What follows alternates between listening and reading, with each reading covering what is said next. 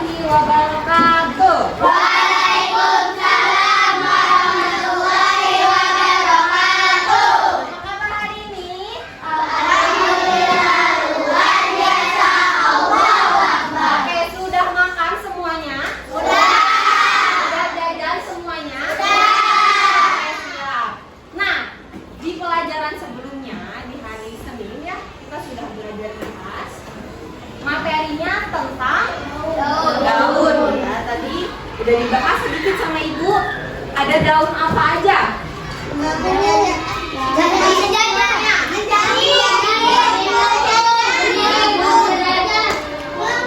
Masih pada ingat berarti ya?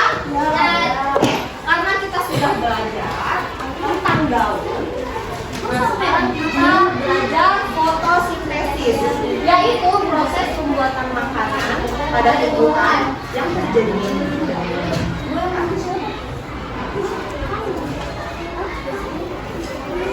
Nah, silakan dibaca boleh Raisa deh.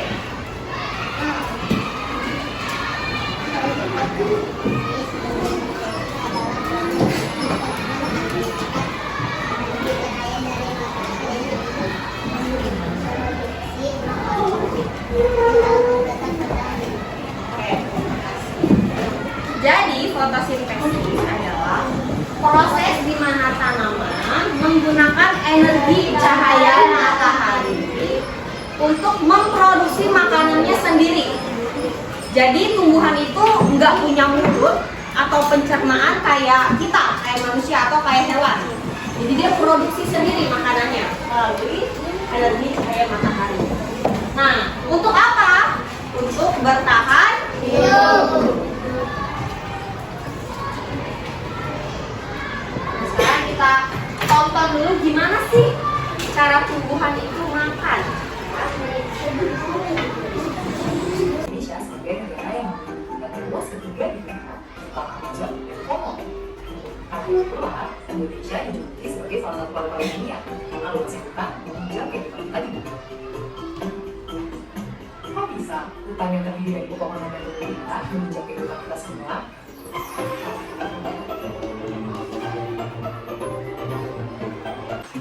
Sekarang tahu tumbuhan memiliki teknologi dan tumbuhan untuk menjaga ekosistem yang hidup.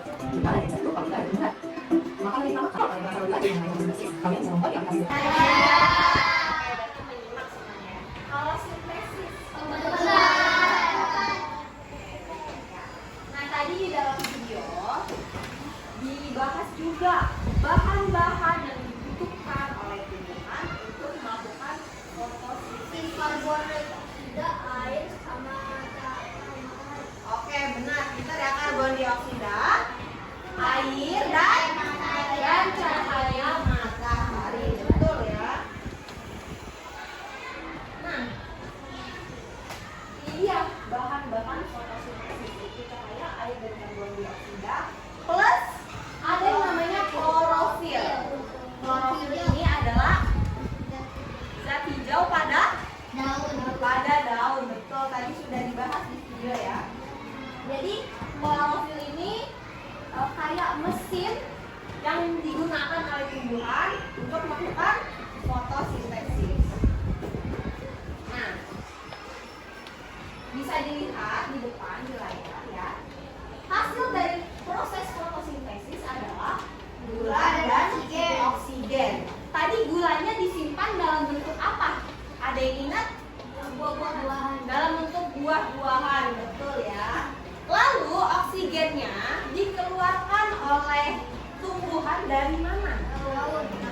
Dari daun. Di bawah daun itu ada bentuknya kayak bibir. Tadi disebut di video. Apa namanya? Ada yang ingat? Depannya stomata, betul. Jadi stomata ini tempat keluarnya oksigen dan masuknya karbon dioksida.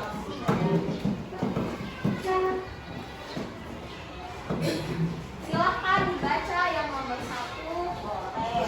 Tumbuhan memperoleh air dari dalam tanah, lalu diserap oleh akar dan dari akar disalurkan menggunakan sistem transportasi, yaitu jaringan sindang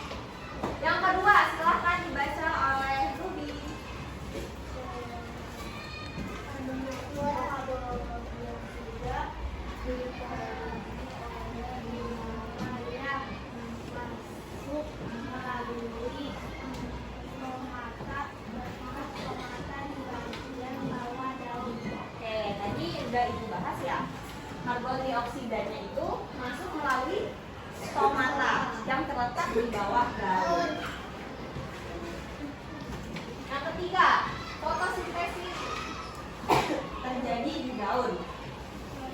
Prosesnya terjadi ketika klorofil menangkap sinar matahari. Jadi siapa yang menangkap sinar matahari? Klorofil. Lalu klorofil tadi yang ibu bilang kayak mesin mengubah air dan karbon dioksida menjadi gula dan oksigen. Lalu gula yang dihasilkan dari hasil fotosintesis tadi dimanfaatkan secara langsung oleh tumbuhan sebagai makanan. Disimpannya bisa dalam bentuk buah.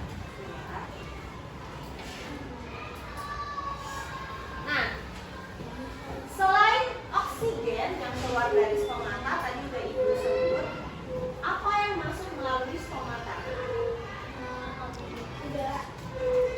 Yang menjadi bahannya karbon. Ya, jadi stomata itu tempat masuknya karbon, tempat keluarnya oksigen ya. Nah, oksigen yang dihasilkan tumbuhan ini, yang dikeluarkan oleh tumbuhan, digunakan oleh kita sebagai manusia untuk bernafas. Oke, paham sampai sini? Paham. Nih, hasil fotosintesis tadi adalah gula dan oksigen. Nah, selain bermanfaat bagi tumbuhan sebagai makanan, kan tadi proses fotosintesis itu menghasilkan makanan. Proses fotosintesis ini juga bermanfaat bagi kita sebagai manusia dan makhluk hidup lainnya.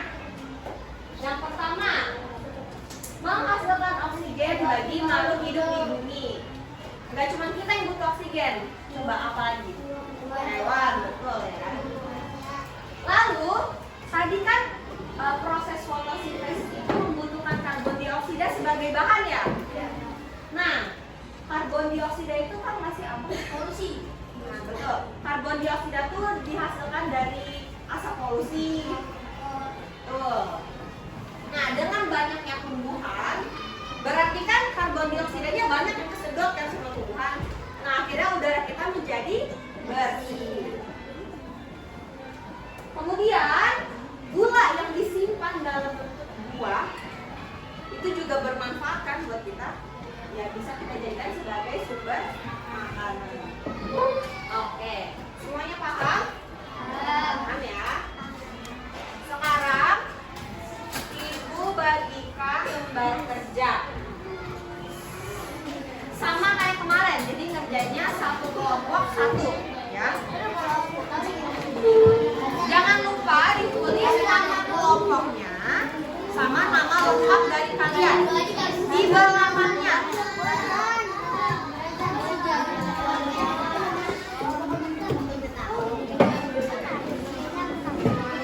Ajarin temennya. Bentar ya. Pakai buku kan udah kelas 4. Jadi kamu nulis mana?